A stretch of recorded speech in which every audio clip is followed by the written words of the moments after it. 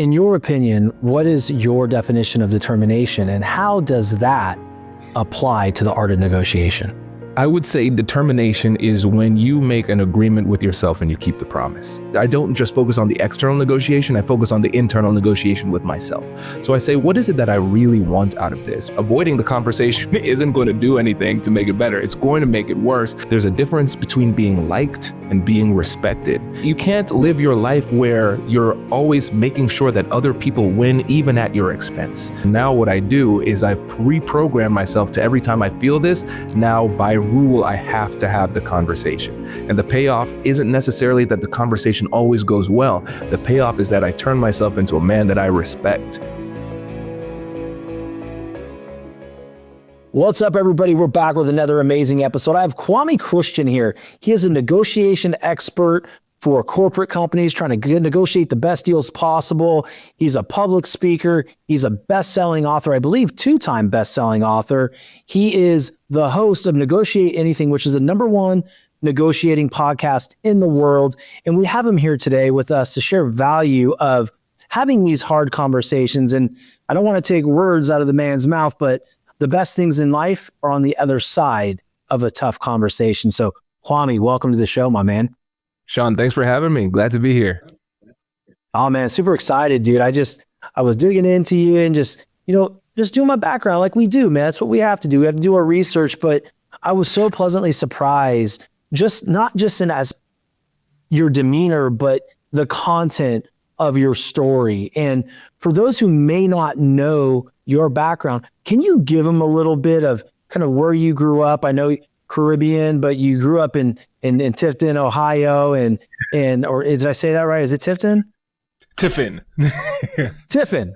Yes. My bad, guys. I made mistakes. But you have such an interesting story on how you've overcome some things in your life to be able to have the hard conversations now. So why don't you go ahead and educate the audience a little bit? Yeah, for sure. And I think one of the best places to start is with childhood. It sounds like a therapy session, right?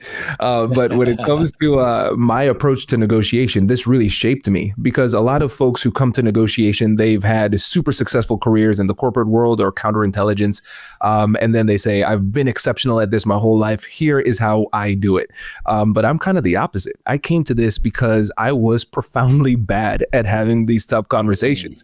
So I'm a recovering people pleaser. And when I took the time to analyze where this came from, it really did go back to childhood. So like you said, I'm a first generation Caribbean American. Mom's from Guyana, dad's from Dominica. We settled in Tiffin, Ohio, which is not known for its diversity. It's a small town, rural Ohio. and it is. I'm laughing because of your slide in your TED Talk. It was the response from the listeners and the crowd that were there as president was just hysterical. And it was a nice touch. Thanks, bro. And I think that's one of the things that helps me connect with people, because when they hear negotiation, they get kind of scared. It can be very intimidating, but when you could just be more human and make people laugh, feel good, then they can connect. And so I remember early on when I was in Tiffin, I still have some great friends to this day, was always treated with respect. But I remember there was this one time when I was in first grade. There was a situation where it was recess and I was looking for kids to play with. And I went to one group, can I play with you? And they said no. Went to another group, hey, can I play with you? They said no. And then time's running out and I see this last group of friends. It's like, hey, can I play with you? And then they said no. And then the bell rang, recess was over and I didn't get to play with anybody. And for a kid, that's heartbreaking. And so, but I tried to keep it together. And then the teacher could see that something was wrong. And she said, Kwame, what's wrong? And I said, well, nobody would play with me. And I burst out into tears. And I remember I made a vow to myself. I said, I will never feel this lonely ever again. And so I said, whatever it takes, I'm going to make people be my friends. I'm going to figure this out.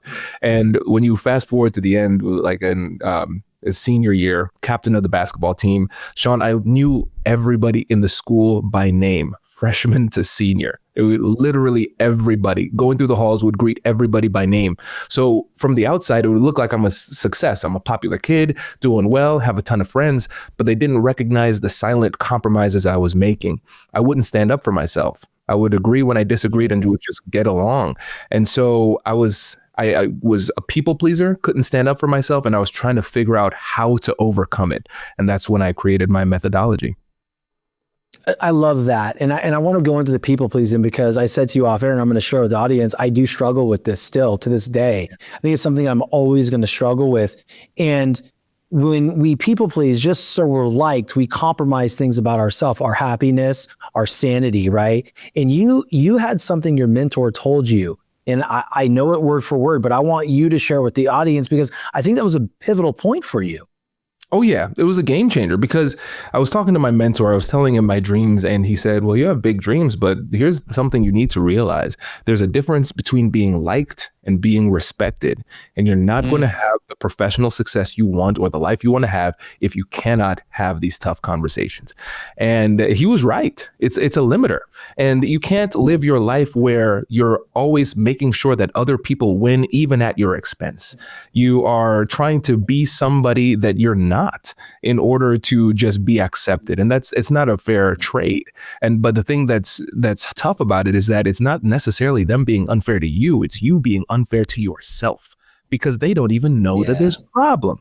And so for me, I was studying psychology in undergrad, and this was when my mentor told me that. And so I treated my fear of difficult conversations just like a phobia, just like you would anything else. And so I just used the methodology to expose myself to these tough conversations, to stand up, to treat that fear response that was baked into me to say, okay, the pattern, the habit was feeling that feeling, stepping back and avoiding the conversation. And then the payoff would be not having the conversation, just feeling good in terms of not having to have the tension of a conversation.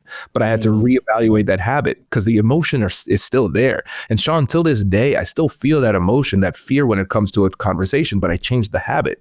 I feel the fear. And now what I do is I've reprogrammed myself to every time I feel this, now by rule, I have to have the conversation.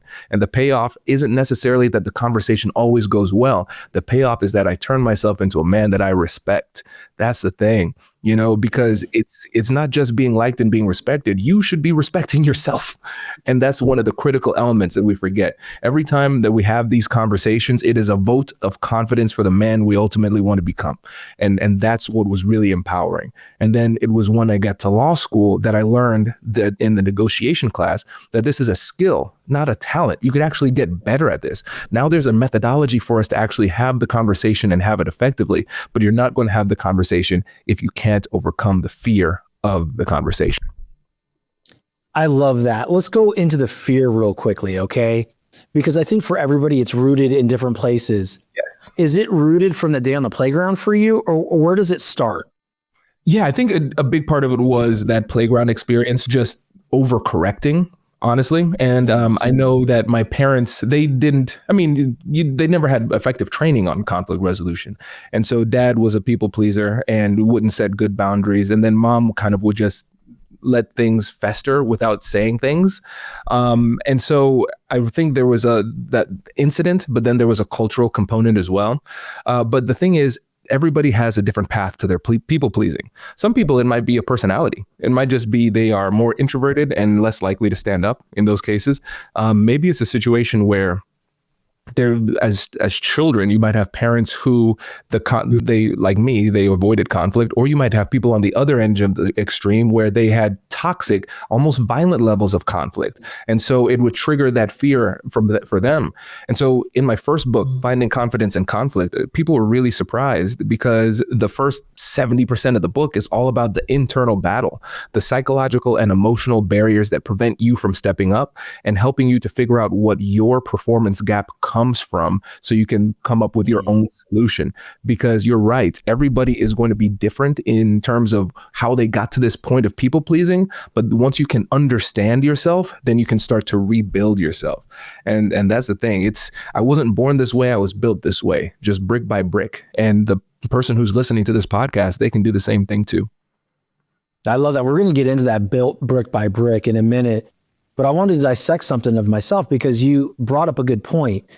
For me, like I grew up in a household with a lot of conflict, and it was, nothing bad. Listen, I had a good childhood, but my parents resolved conflict by yelling and screaming. So I thought that if I have conflict with somebody, it's going to turn into this fight. So I would always, and even to this day, I'll say, okay, I'm not going to deal with this because I don't want that. I would rather feel like shit right now and not get what I need than to cause a whole other shitstorm for myself, which is this massive amounts of conflict that's going to take all this energy from me. So, for instance, like if I have a conflict conversation or a tough conversation before a show, that could really throw me off and it's not fair to my guests. So I'll internalize it. So I'm being kind of a martyr here. Like, can you walk the audience through that process, please? Because I think there's somebody listening right now that can really benefit from you dissecting that of even me. Oh yeah, for sure. And here's the thing, Shawn, when it comes to the example that you gave, it's completely legitimate. And here's the tweak though. So if you have that difficult conversation before a podcast, 100% it could throw you off. But what I've done is I don't just focus on the external negotiation, I focus on the internal negotiation with myself. So I say, what is it that I really want out of this? Best case scenario. Well, there's a problem that needs to be solved. I would love to have a conversation so I can solve this problem, so I could get this relationship back on track. And then I quickly realize in this internal dialogue that avoiding the conversation isn't going to do anything to make it better. It's going to make it worse. And oftentimes too, we don't realize that we are depriving another person of the opportunity of adjustment, because the other person might not even recognize the impact that their behavior is having on you because you haven't said anything to, right? So for what I do now is part of my negotiation is there's a shot clock now. I say, okay, cool. I won't have it before this call because that would throw me off, but I'm not going to allow myself to not have this conversation. So within the next 24 hours, I will address this in some capacity. And so then I set that boundary with myself, but then I kind of burn the boats, as they say, when it comes to this. So I'll send a text to the person and just say, hey, listen, I'd like to have a conversation about this sometime in the next day or so. Let me know when's good for you. So now I can't say, hey, haha, I was joking. Then I look silly. So it's like, well, I can't get out of it now. So I kind of create these mechanisms through internal negotiation and commitment to make sure that I step up and have the conversation. And again, the thing is, when we have the conversation effectively, when we use the right tools, these are opportunities to strengthen the relationship and solve problems. And even if it doesn't work out, conflict is still an opportunity to identify and remove malignant relationships with minimal damage. These are relationship tests. And maybe one of the reasons why we're afraid to step up and have the conversation is because we don't want the confirmation that the relationship needs to fundamentally change. That's an interesting point, right? Because I think there's a lot of people that go through, whether it's a friendship or even, parent to child or a spouse relationship, that having those hard conversations, they talk themselves out of because they're afraid that the relationship will either end or it'll get even worse, right? And that's just a great point. Mm-hmm. And here's the thing. Sometimes it does need to end. Not all relationships are the right relationships. Sometimes it's just here for a season, right? We have some friends where we have to reevaluate the strength of the connection for whatever reason, and that's okay.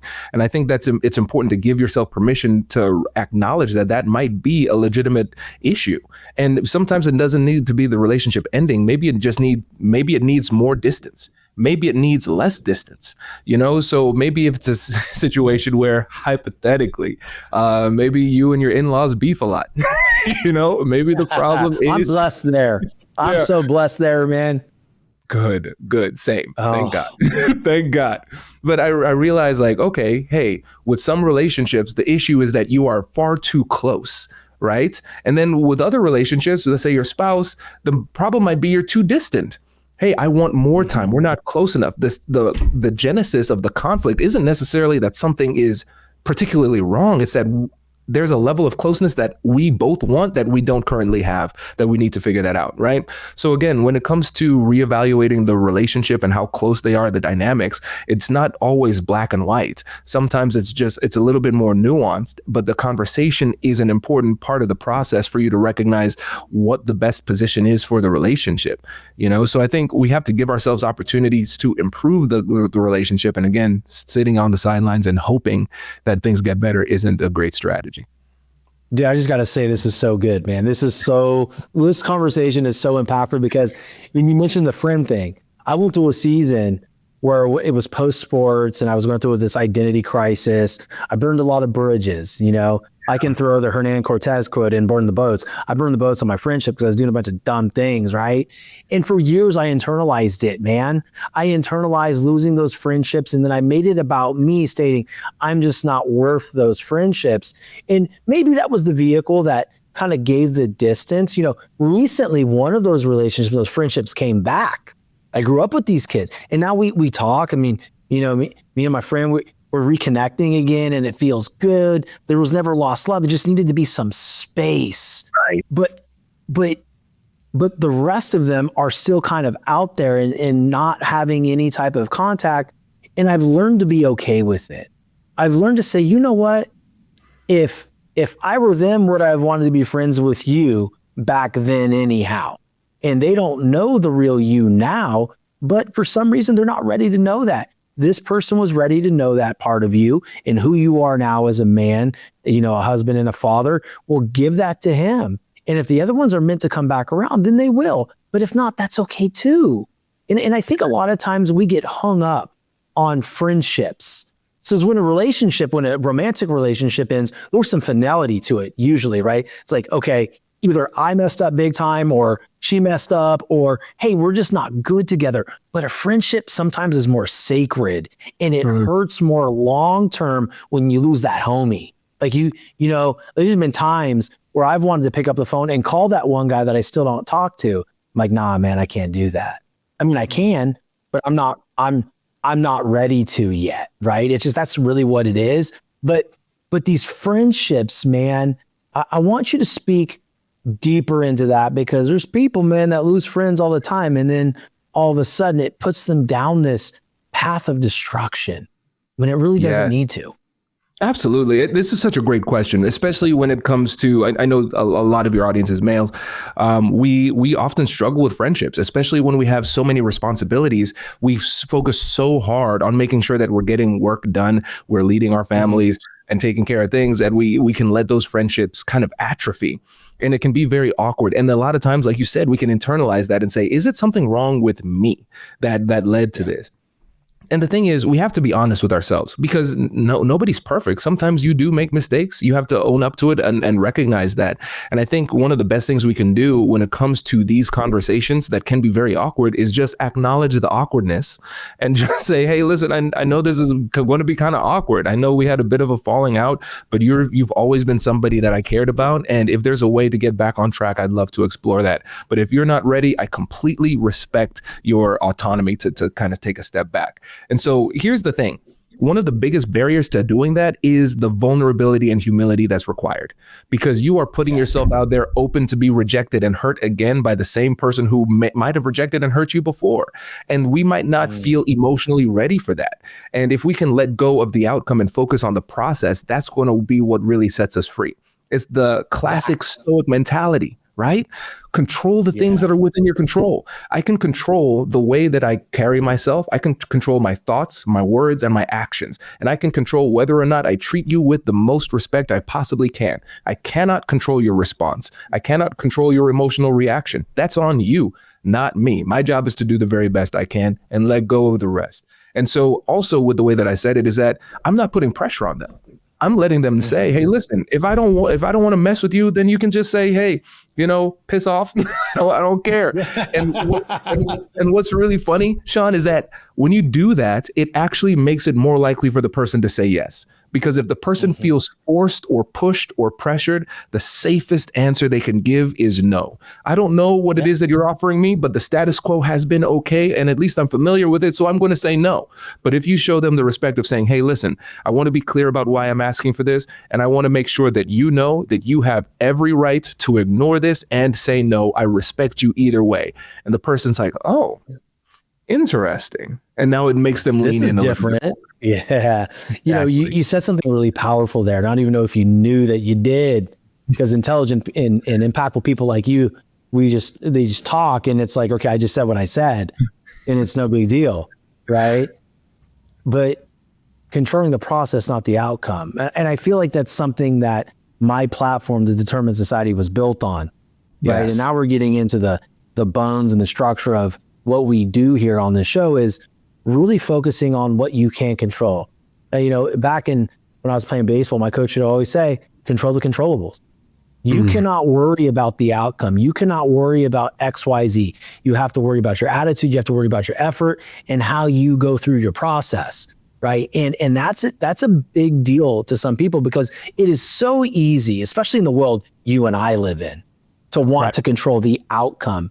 And I have a lot of people that come to me like, how can I just skip this level? I'm like, how much money you got? Like, but if you can skip it, and you do cut the line, how are you going to feel about that later? Like, how are you truly going to understand and really see the value of what you're creating if you don't just focus on the process?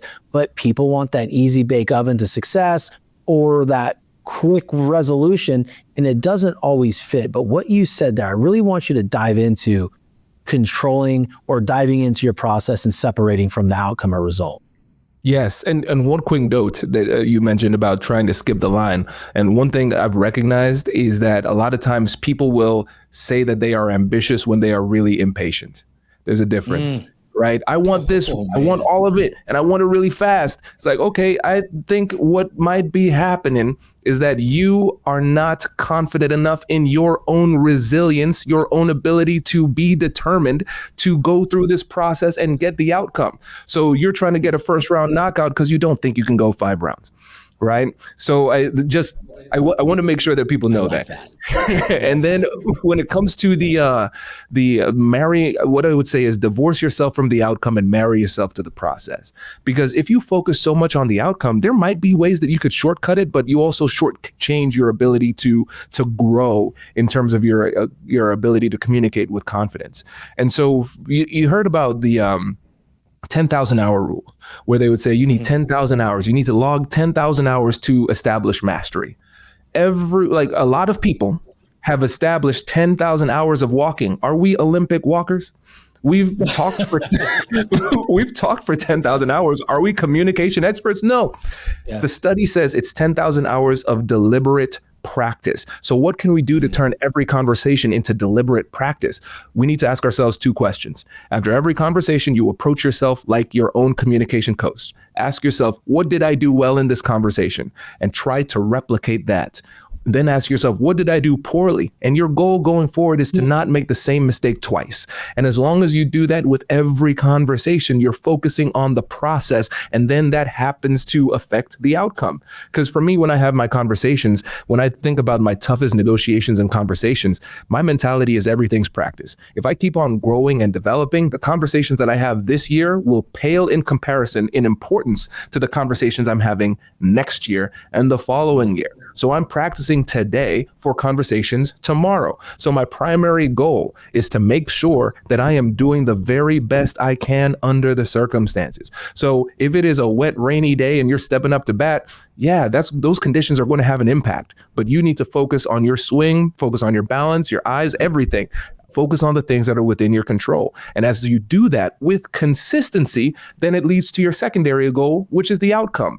But what's funny is that the more you focus on the primary goal, the more the secondary goal handles itself. Because if I'm doing the very best that I can and focusing on the process, then I will succeed in the conversations I was meant to succeed in. And then I will take a meaningful practice opportunity on the conversations where I don't get the outcome. Either way, I still win because I get better and stronger through every single rep. You know, it's funny because you made some sports analogies, and we're also talking about conversation and negotiation. I want to share with you something that I recently went through with my 12-year-old son. He is in middle school. He's 6th grade now, and he tried out for the middle school soccer team, and it's a highly competitive. He's at a prep school. It's highly competitive. All of these players play competitive soccer. He's played rec ball. Okay. Here and there, just messing around.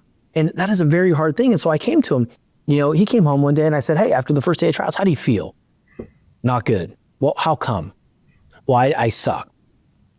Well, I'm sure you didn't suck, but did you give your full effort? He goes, yeah, I felt I did, but everybody else is so much better than me. I don't think I'm going to make this team.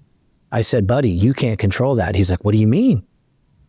He's like, if I'm good enough, I'll make it. I go, if you show good enough effort and you have a good attitude out there and the coach sees that you're coachable, the chances are very high that you will make the team, even if your skills are lacking. I said, so what I want you to do tomorrow is I want you to have a little bit better of a day. I want you to ask questions. I want you to be a student on that field. If you don't understand a drill, ask. But it's embarrassing. I go, what's more embarrassing? Doing the drill completely wrong and getting cut, or asking for clarification and executing what they want you to execute? So second day he comes back. It was really good. I don't know if it was good enough. I'm like, can't control that. Again, let's talk about what we can control. What can you do tomorrow that was better from today? And he gave me an answer. I can't remember what it was, but he went out there on the third day of tryouts and he came home, he was smiling. I go, you had a good day, son. And he goes, I did, Daddy. I worked so hard. It was so great. He goes, honestly, I don't know if it was enough, but at least I know I gave everything. I got an email that night at midnight stating that he had made that soccer team. Wow. And there are sixth graders who got cut. There are sixth graders, and this is a funny part of the story, but I'm on the practice squad. So my wife went up to the coach and said, hey, on the days that he's not playing because you guys are traveling or having a game, if he needs more help with work, can he go? He goes, what are you talking about? Yeah. Because where Bobby said he is on the practice squad. You kidding me? Bobby's one of the better sixth graders that I have. He's on the team. He's going to get some time. So the first game comes, and this is a longer story, but I want the audience to hear this because it's about what you can control, right? And it ties into what we're talking about. First game comes, and he gets 7 minutes. That's it. And they won 8-0. They blew this team out. And it was a mercy rule. Everybody walk off the field. He was so pissed. I said, hey man, congratulations, you won. I really enjoyed watching you play. And he goes, I'm pissed. I'm like, why are you mad? He goes, I barely got to play. I go, okay, let's work this back real quick. I was like, I don't want to do this here, but I will. I was like, first you thought you were going to get cut. You didn't get cut. Then you thought that you were on the practice squad and you were upset about that. And then you got 7 minutes. You're mad about that too. So what are you really mad at? Like, you got 7 minutes. Did you give everything that you could give in those 7 minutes? He goes, I don't think so. I go, well, then there's the conversation. So the next game you get in, I don't care if it's 3 minutes. I don't care if it's 1 minute. Full out effort, fly around the field, give everything you got. That's all you can control. He was more aggressive last game. He only got like 3 minutes. He got knocked on his butt a couple times because kids were much bigger, but he was smiling. And there's this one story I told him after that first game that I left out.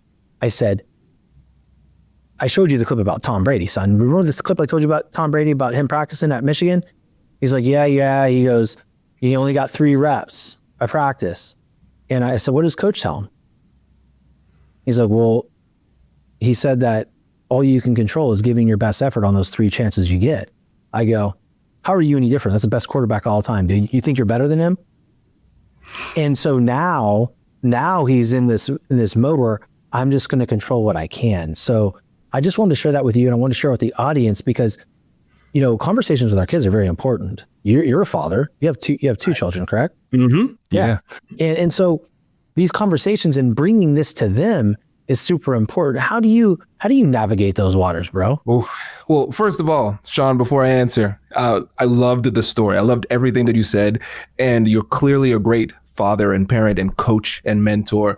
The only beef I had with that story, you used the word Michigan, bro. I'm a Buckeye. Okay? Don't shit, that's here. Right. The Ohio State, baby. Don't come in here. Ohio State. You guys are on the up, though, man. You guys are good. You guys are killing it. We're feeling good, and we just need to beat the brakes off Michigan. And then I don't care what happens. I think you will. I'm an LSU guy, so I'm in turmoil. Like, I'm in major turmoil this year. I think all of college football is better when y'all are strong. So hopefully you get the right coach and get moving. But let's hope. See. Saban, baby, Nick, paging Nick Saban. Come on, dude, get Miss Terry on board. She loves Baton Rouge. That would be hilarious. What a triumphant return. That'd be so good. Vegas has him as the number one. The betting line is he's the favorite. But really? Does Vegas know something? Yeah, does Vegas? But I mean, you talk to anybody and they're saying Nick Saban ain't coming back to coaching. Mm-hmm. But if he were, I bet you it would be Baton Rouge. Oh, for sure. He has some unfinished business. On. He has some unfinished Come business. On. That'd be sick. Yeah, unfinished business there, baby. Come on, paging Saban. But yeah, my bad. I derailed us. Remind me of your question. It's okay. I love no, this is real conversation. This is great. We keep it flowing, baby. That's right. We vibe. But yeah, man, I think for us as parents, it's so important to be good coaches. And here's the thing, man. So we often see ourselves as the correctors. And I think it's a very old school mentality, and it's not that it doesn't have its place. We just need to add a little bit more nuance to it. Because if we see our kids do something wrong, we need to correct them, right? But how we do it is very important. If I'm just telling them, they're not learning, really. They're just obeying me in the moment. What if I'm not there? So I'm not trying to tell them what to do. I'm trying to teach them how to think. And when you think about us as parents, a lot of times when we're not around, we will morph into their internal voice. So throughout their life, they're going to be hearing us thinking it's their own thoughts. Right. So for me, I use curiosity. I parent like a negotiation expert, Yeah. So I'm asking them questions and seeing if I can lead them to discover it themselves. Because if they can discover it themselves, then it sticks more. And you did it perfectly in that conversation, because you're saying, hey, well, let's evaluate the story here. Because here's the thing, with most things that are outside of the physical realm, whatever you believe is true. So let me explain. Here, my table is hard. Rocks are hard. Water is wet. Can't negotiate that. It is what it is. But everything else is subject to interpretation. So a lot of high performers, a lot of the folks in your determined community, they get to where they are because they treat themselves very harshly.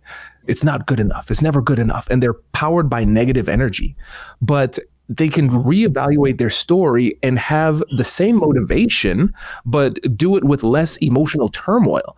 Because your son was using the story of, it's not, oh, I got 7 minutes, I wanted more, it wasn't good enough. And that story, if he chooses to believe it, would be true based on the metrics he created.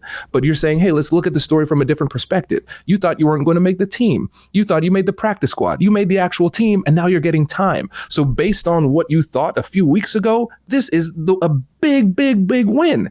Accept that win and now move on and like level up from that win. And I think a lot of times we do ourselves a disservice by not taking the opportunity to celebrate our wins and recognizing the micro wins that lead to the macro wins. And sometimes as parents, it's our job to help them to see the full story so they can appreciate themselves and feel good about themselves and build on positivity and feel good while doing good. Dude.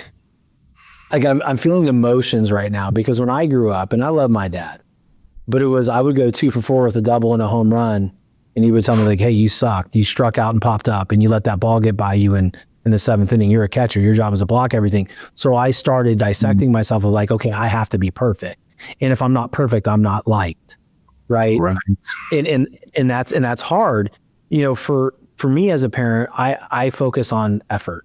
Like, what are you giving? Yes. I don't praise ability. Even as a coach, like when I still go out there and mess around on the baseball field at the high school level, I don't praise abilities. I praise efforts. Like, it's truly what it is. And there's another side to these things with our kids. And I know you'll appreciate this. Your kids see things one way. What my son didn't see is the overall fanboying I was doing in the stands. I had my phone out. Oh shit. I said, babe, holy shit. He's going in. Oh my God. That's 32. Look at him. And I'm like this. And I'm like, it was the best feeling in the world, man, to see my little guy getting out there in a competitive atmosphere, being able to do something that he likes, and hopefully turns into love. So he sees one thing, he feels one way, and I'm sitting there fighting back tears. Like, yeah. I can't believe he's doing this. Yeah, it's powerful. And first of all, I am glad I'm not the only dad that's a weenie out here crying over everything. I cry all the time. Oh, bro. I cry all the time, dude. I cry, bro. I don't care. I cry. Yeah. I feel like for me, the having kids just like shook something in me. It's like didn't cry before. Then I had kids. I'm like, I'm emotional about everything. But it's a beautiful thing, man. It is a beautiful thing. Poor Kwame's going through menopause over there, man. That's what it feels like. I'm like, who am I? Why is this making me cry? I remember going to one of my son's school assemblies when he was in first grade. They were singing these little songs about nonsense, and they're not singing well. And Whitney and I are sitting there recording in tears, like, why are we crying? This song is so stupid. But we just loved it. But it's like, dude, it's like a thing, man. Like when my kids bring me home, like something for Father's Day, is like, you know, because I have a son who's 12 and I have two daughters, 9 and 6. Nice. And when they bring me something to make me something, I'm like, I'm like hurting, bro. Like the Father's Day thing. I love my daddy because he makes me good breakfast every day, you know? And I know it's much more than that, but my 6-year-old today looked at me and she goes, Daddy, I got to tell you something. I'm like, what's that? It was before they went to school, and she goes, thank you for breakfast. It was so yummy. Oh. And I said, baby, of course. I go, but what was it about today? I'm a creature of habit. I pretty much make you guys the same thing every day unless it's a weekend. She goes, I'm just thankful I had a good breakfast. And it was your eggs are really good, Dad. That means everything. Yes. Oh, that's beautiful. It ain't about the eggs, bro. It's about the connection. And those are the things that they'll remember too. Those basic mornings. Mm-hmm. Man, you know, you talk about, as we're winding out on time, is, you know, you talk a lot about compassionate curiosity. Yeah. And I think it's an important point to hit before we finish, because, you know, a lot of people can go up and even in conversations with their spouses be like, what's your deal? Like, why are you so mad? That's curious, but are you going to get the response you want? Like, right. You know, talk to the audience about that, because I think if a husband or a wife or even a child can get this one thing on how to approach somebody with compassionate curiosity and truly understand what it's defined and how to execute it, could change their whole life.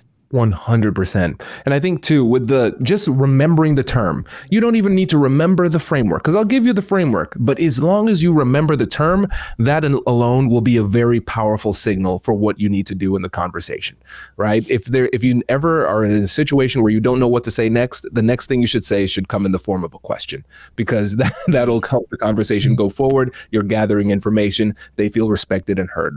So when it comes to this, we're going to assume that there's an emotional component of this. And so step 1 of this framework is acknowledging and validating the emotions. So we're going to label the emotions, and then that helps to lower the emotional temperature of the room. So saying it sounds like, it seems like, or I can tell that. So we can say, oh, it seems like this is a really frustrating situation for you, or I can tell that this is really impactful. And without going too deep into the nerdy psychology, unless you want me to, because I would love to. But of course. Okay, so I'm also a psych major, so like, oh, you do? Feel free to this is geek out. great. Let's nerd out. Okay, so when somebody's emotional, we have the amygdala. And so that's what's firing. It's the epicenter of emotion. And now let's juxtapose that to the frontal lobe. So that's the big part of the brain up here at the front, behind your forehead, where you have executive reasoning, executive function, emotion management, logical reasoning. And there is an antagonistic relationship between these two brain structures. So the more emotional you are, the less clearly you're thinking. The more clearly you're thinking, the less emotional you are. It's an either or proposition. So always remember, it doesn't make sense to send a message to a person who is not psychologically ready to receive it. If the amygdala is firing, they can't think logically about it, you know? So that's why you can have so many situations where you have all the facts, data, and logic on your side, but the person still doesn't agree. It's like, think about when our kids were toddlers and they would be freaking out, crying on the floor and everything, and you try to explain why it's inappropriate. Hey, little Johnny, this is inappropriate because this is not conductive of a gentleman in society. He doesn't care. He doesn't have the capacity now. Exactly. Yeah. Right. And the thing is, a lot of times we are talking to people's internal toddler, and then they cover it up with professionalism and decorum, and they're very emotional. And then we don't appreciate it. And because we don't address it, then it still festers.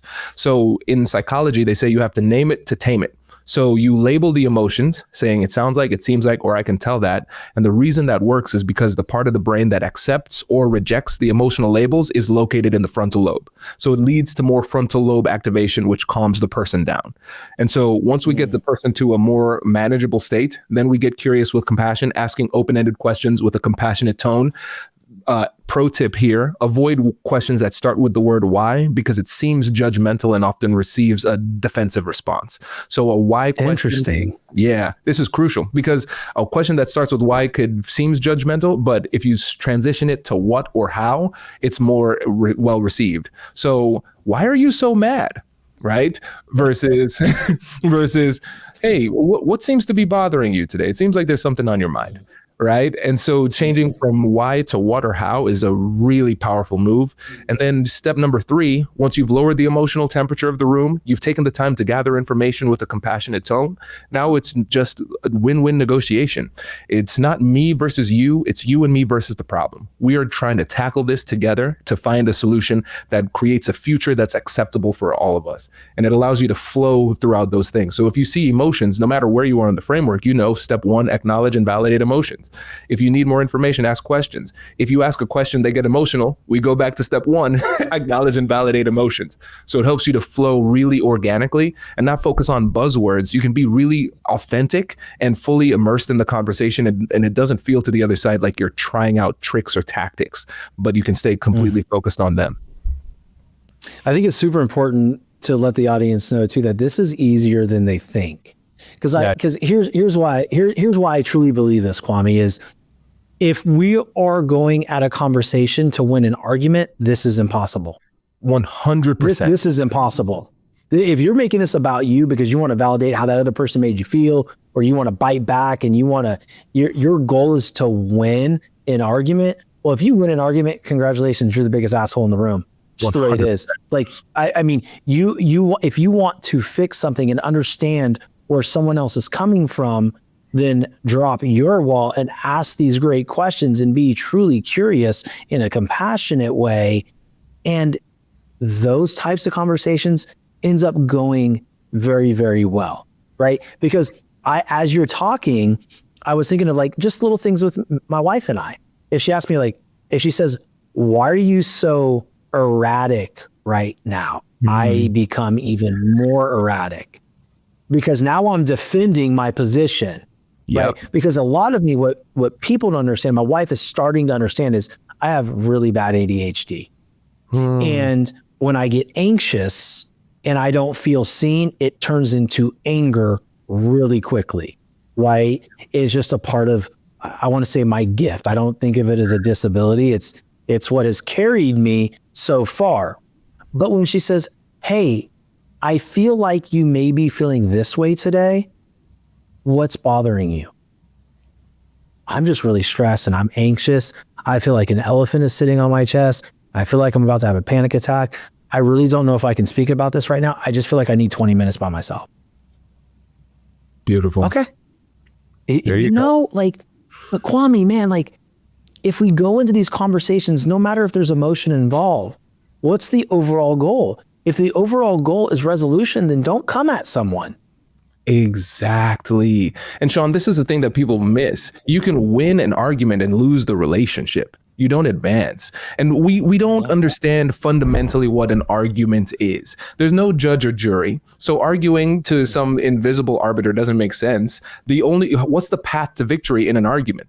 We have to think about it. Truly, how do I win an argument? It is by submission and domination. It's like I dominate you to the point where you give up. You submit to my greatness and intellectual superiority. That's the vibe. That's the vibe. And so it's like, yeah, I might get this short-term win and do long-term damage in the process. That's the thing. And so I think about it through Newton's third law of physics, or third law of motion. Every action has an equal and opposite reaction. Kwame's first law of persuasion is every point has an equal and opposite counterpoint. I'm talking about why I'm right. You respond, boom, boom, boom, boom, boom. We're just going to argue in perpetuity until somebody gives up. And here's the thing about humans. There's this really nuanced technical term that all humans have. It's called revenge. Okay. And so you might win right now. They're like, okay, Shawn, you think you won? You just wait.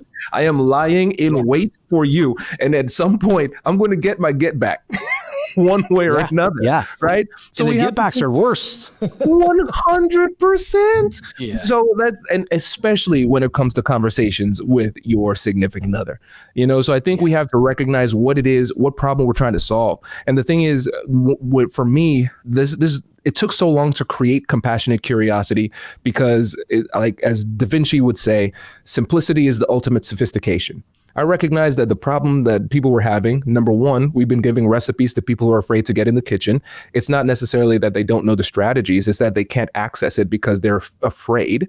The second thing is, under tension and duress, our minds are filled with our body's filled with cortisol, the stress hormone that clouds our thinking. So we cannot even access these strategies because they're too complex. So I needed to make sure that I gave people something simple that they could easily remember in the moment that would apply to all of their conversations. And it's designed for the internal conversation too. So before I even go into the conversation, when I say, oh man, I need to have a conversation with this person, I need to tell them what it is, I'm going to have an argument and I'm going to win because I'm right. Now I'm going to use compassionate curiosity on myself. When I say, okay, what is it that I'm feeling? I'm angry. Okay, well, anger is a secondary emotion, not a primary emotion. Usually something else is making me angry. So what else am I feeling? Well, I'm feeling a bit disrespected. Okay, what else? And I'm feeling a bit disappointed. What else? Nothing else? Great. Step one, done. Step two, getting curious with self-directed compassion. Why do I feel this way? Well, I feel like we've had this conversation a number of times and we're here in the same place. It's like they weren't even listening to me. Well, what else? They actually said they weren't going to do this thing and then they did. Was that a lie or do they not even care enough to think about it? So I'm going to get a full understanding of why I feel the way that I feel. The same mechanics operate with ourselves. I'm labeling my emotions, understanding myself, and I'm calming myself down through the process. And then with step three, I need to figure out what it is that I need to do. Well, I'm going to have this conversation, but I'm not going to argue. I'm going to use compassionate curiosity and actually move the conversation forward. Very well said, man. Thank you for that. Kind of a two-part question to finish up. In your opinion, what is your definition of determination and how does that apply to the art of negotiation? I would say determination is when you make an agreement with yourself and you keep the promise. That's it. It's like we have an internal negotiation with ourselves. I come to an agreement, I commit, I shake hands with myself and I stick to it. And that's the thing. A lot of times people reason from where they currently are to the conclusion, but I reason from the conclusion back to where I currently am. So I'm going to make a determination in myself. What is the outcome? What is the end goal? And I commit to that. And then what I've recognized in my life and what I've seen with other high performers is that no matter how legitimate and how much information you have going into some level of adversity or challenge, we will almost always underestimate how hard it will be. From a distance, looking at a mountain, it's like, I can climb that mountain. As you start to get closer to that mountain, you're like, damn, that mountain's big. I didn't realize how big this mountain was, right? How many steps? How many obstacles? Exactly. I remember one time I was in Arizona and I said, oh, there's a mountain. I want to climb that mountain. Turned out the mountain that I thought was close was very far away because it's huge. And I get to one peak and I look. And then I look up, there's another peak. I was like, there was another one. I didn't realize how hard it was. But for me in life, when I think about determination, it's like, no, I've committed to this outcome. And so, there are going to be times where it's tough. There's going to be times when I don't feel good. But regardless of whatever it takes, I'm going to get there until I have done the work to earn the right to say that it's impossible. A lot of times we say it's impossible, but really it is just very difficult. But you have to earn the right by actually trying. So I start from the conclusion and then figure it out from there. I love it because when I first started this, I thought determination was hustle culture. I thought I was working myself to the bone 1,000 miles an hour every single day. And when I quickly realized that is the opposite of determination, that's eyewash. See, eyewash is a baseball term because eyewash does nothing. Baseball players will be like, oh, that's eyewash. That means it's not doing shit.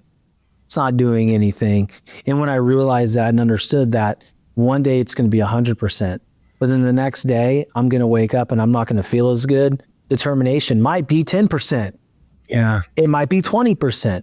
But you know what it's not? It's not sitting down and doing zero. That's right. Not what determination is. So we, to your point, you make that verbal contract with yourself, you work through it, but then you stick to what you said. I want to give the audience another example. So yesterday, I have my good buddy Jeff Delaney on. He's the one that gets all my hormones balanced. He helps me with my nutrition. He took me from 225 pounds in December to, 188 pounds. And, I'm a little bit heavier now because I fell off track, but I met with him and we got back on track. But my point is like, I just thought that it was just a simple decision, and it never is. There's always obstacles. So we meet yesterday here, and then I went back to his office and we created a plan. And last night, my beautiful wife, Jackie, I love you, baby, says, I want something sweet. I'm like, okay, what would you like? We have Halloween candy down there. I can bring you up a little, Nestle. I go, whatever you want. She goes, I want ice cream. And I said, oh boy, the devil is in my life right now because, hey, homie, I'm not turning down ice cream, Kwame. Like I ain't gonna turn it down. That is ice cream and pizza, are my things. And if Coke Zero wasn't like 0 calories, that would be another thing that I couldn't turn down. So I said to her, I said, okay, so what I'm hearing you say is you want me to order you ice cream. And she goes, yes. What do you mean? You're not having any? I said, no, because I met with Jeff today. I'm back on track. I made a commitment to myself and I made a commitment to him. And I'm not going to go back on that commitment 5 hours into it, right? So exactly. I woke up today and it was easier to have that meal that I'm supposed to have. And then the second meal that I'm supposed to have. Now, I'm not even tripping off of it because I made the hard decision last night. Yes. Like I always give these anecdotes and stupid stories for the audience. And like, sometimes I go, okay, here's Shawn going again about some stupid story. But like, this is it. I made a contract with myself. Yes. And I'm accountable to somebody else. Like I need to have a shift and I need to have a result from today's weigh-in to next week's weigh-in. And I can't get there by breaking my word. 100%. And to add to that too, one thing that really helps to accelerate the process of discipline is having a conversation with yourself after you've done the right thing. Because think about this. Let's say you ate the ice cream, then this morning you would feel bad, you would feel disappointed. Right? We know that. We often don't log the pride that we feel after the fact. Because I started to, as I was journaling, I started to realize a pattern. I would have these intense cravings for whatever it is I'm trying not to do at the moment. And then I recognized that the pleasure would have been short term, but the regret would have been long term. And then I realized that, wait a second, if I decide not to do this thing in the moment, then the pride that I feel is long term too. So then I started to pay attention to the cravings. Then I said, wait a second, I'm thinking this is so hard, but honestly, the craving lasted for 45 minutes. So I just need to be strong or distract myself for 45 minutes. I can do that. And so once I started to become very, very clear on what the difficulty is and what the payoff was, I'm like, oh, it is irrational for me to not be strong at this point because I don't like the way that I feel after the fact. I do like the pride that I feel. So I started to really take the time to appreciate that and savor that positivity. And it made discipline a lot easier. It's so true because she didn't finish it and she hands it to me. I'm like, what's this? She goes, can you take it downstairs? I go, absolutely. Hey, bro. Hey, listen, Kwame, usually I'm like, all right, I'm going downstairs. Like, what? It's like not even an eighth of a cup left. It's not going to hurt me, right? But where does that end? For me, it's not about the ice cream. I'll have ice cream on a cheat day. Like, it's fine. Okay, fine. But I went downstairs and I celebrated the fact that I looked at it, I put it in the garbage can and I laughed at it. I'm like, you didn't get me tonight. You didn't get me tonight. What it really was is I chose myself and I chose to keep my word. And for everybody listening, no matter what it is you're chasing in life, whether you're writing a book, doing a TED Talk like Kwame's done that I've done, whether you're starting a show or whatever it is you're doing, if you just keep your word to yourself, there's nothing in this world that you cannot do. Because keeping yourself accountable and keeping your word to yourself is the easiest thing to break because no one else can see it. But you ultimately pay the price. You ultimately pay the price for breaking your word, man. So, dude, thank you so much, Kwame, for coming onto the show. Can you tell the audience where they can find you? Yes, well, connect with me on, follow me on Instagram and LinkedIn. If you, excuse me, of course, I need to burp. Shawn, I was holding it for a long time. It's the man show. Go ahead. Here it comes. It's like I was feeling it for the last 8 minutes. I'm like, come on, bro. Damn it. Was that French fries? What the hell? Yeah, what is it? So annoying. But yes, check me out on LinkedIn and Instagram. If you're interested in consulting, coaching, negotiation training, keynotes, check out my website, kwamechristian.com. And also check out Negotiate Anything, the #1 negotiation podcast in the world, because we have people like Shawn French coming on the podcast, dropping wisdom. Can't wait. It's going to be fun. I can't wait, baby. I can't wait, dog. Blue audience, thank you for sitting in and listening to this. If you're not already a subscriber, please hit follow the show. And if you are and you love what you heard, share the show with somebody you know, love and trust, maybe your spouse, maybe your child, so you guys can get on the right side of negotiation and having the conversations that are hard to make your relationships better. And until next time, guys, stay determined.